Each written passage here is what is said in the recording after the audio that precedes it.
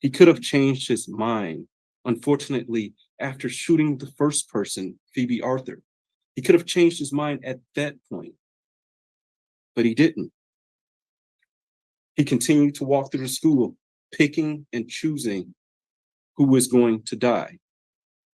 As the defendant said in his own words, this is nobody's fault but his own.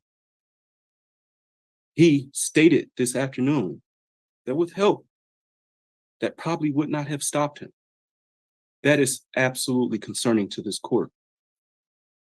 He shot most people multiple times. And as he wrote, he did this for notoriety.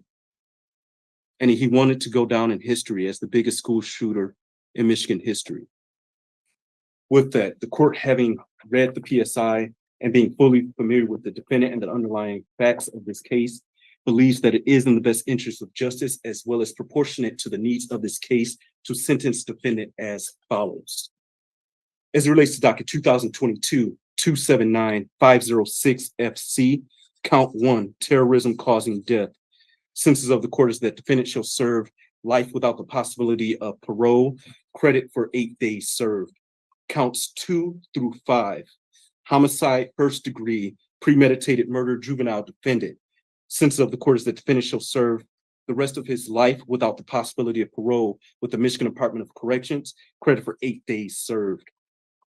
On counts 6 through 12, assault with intent to murder.